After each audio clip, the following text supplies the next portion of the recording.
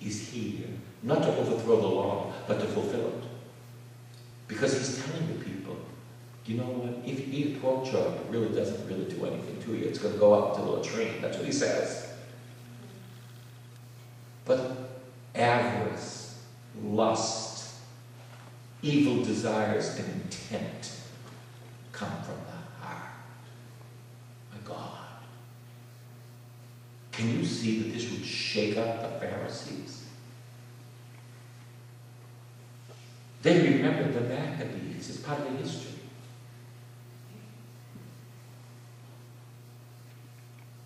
You want to make things even worse?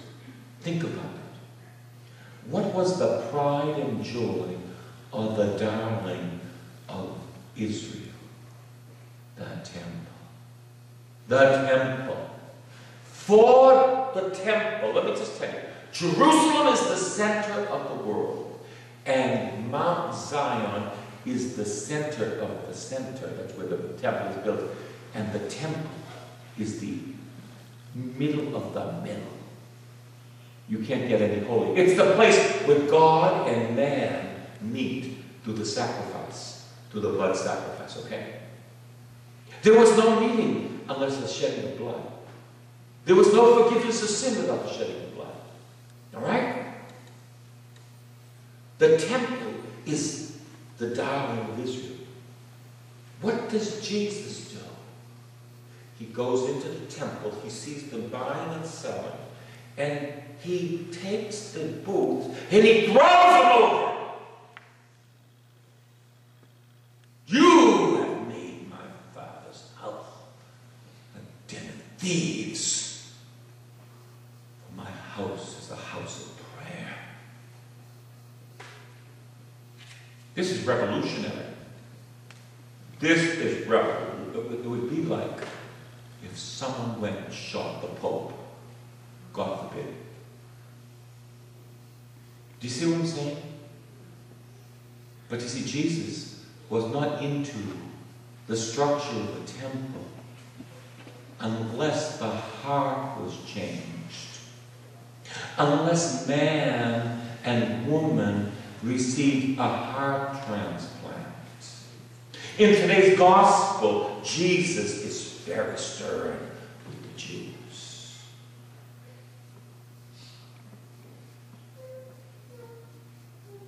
You've never heard the Father's voice. You've never seen his form. You don't even have his word remaining in you. You don't even believe the scriptures because they refer to me. You say you love Moses, well, he wrote about me, and you don't believe in me. My gosh. Talk about it. This is kind of shaking the very roots of everything they believed. In other words, they believed it. They didn't see the forest for the trees. They didn't see that the scriptures were all about the one the Father would send. They were so comfortable with religion that they could even do without God. And you know what? That's the trouble about religion. If we get so religious, you don't need God. That's why there's a big difference between religion and faith. Faith moves mountains.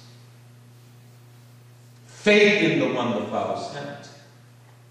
Religion, you know what religion means? Tie. Religion ties people up. I was in a service in Arizona. It was my last service, and there was this poor lady. I just felt so bad for her. We prayed a prayer for healing, and nothing happened to her. And she said, "Is it because I'm not worthy?" The poor Bob. Not the poor Bob. I said to her, "Honey, it has nothing to do with worthiness. It has nothing to do with worthiness." Why some people healed and other people? I have no idea. But it has nothing to do with worthiness. I saw a lady that I prayed a prayer in Phoenix, or in Maricopa. I prayed at a morning mass in the name of Jesus, by the power of the blood, be healed. I asked people to put their hand on where the pain was. The woman thought, what good is that going to do? She got completely healed. Her knee was so bad that to go to the bathroom, she has to crawl on the wall, like hold on to the wall, okay? Worthiness, I'm trying to help this lady, honey, has nothing to do with worthiness. Please, don't get scrupulous. I want to say, don't get religious. Please, throw away that religion. That's tying you to death. Then she said, I want to do the will of God. But she was so afraid she wasn't doing the will of God. I said, honey, the will of God. Jesus says this is the will of the Father, to believe in the one he sends. I do that. I just want to say, honey, don't worry. Just surrender your life to Jesus. Don't be tormented. God doesn't torment you. That's the devil. God isn't into torment. God sets us free. Jesus came to set us free, not to torment you. You have too much of a dose of religion and not the faith of the church, the faith that moves mountains, the faith that calls things into being that are not as if they are, the faith that opens the Red Seas before us. You see, when I think of her, I can only pray for her because I can't break through that. That will take the Spirit of God. That will take the Spirit of God. That will take the Spirit of God. I knew someone like that many years ago. She had come to me way before I was a priest. She was in torment. She was into religion. She couldn't go to Holy Communion because she worried about it. I prayed with her. I asked Jesus to come into her heart. My Lord. There was a prayer group she joined, and they would walk her up to Holy Communion. That's a community. They would say, it's okay, honey. Jesus wants you to receive. They would give her this not advice, but encouragement. Until finally the shackles broke off. She became the greatest prayer warrior. She's my aunt.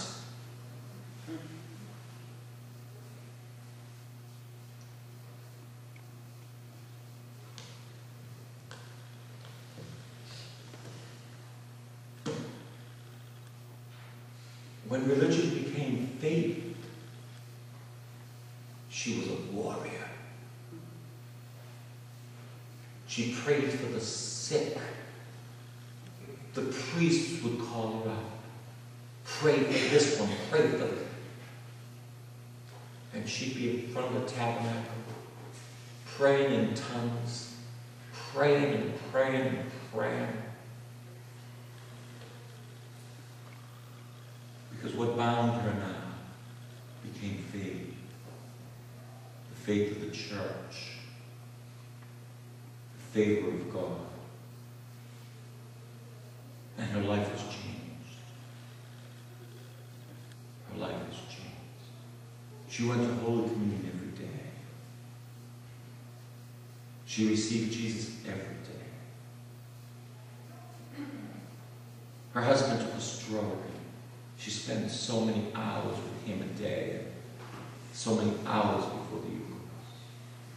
Her one prayer was, Lord, I don't know the purgatory. And you know what? I don't think she did. There wasn't any kind of malice in that woman. None whatsoever.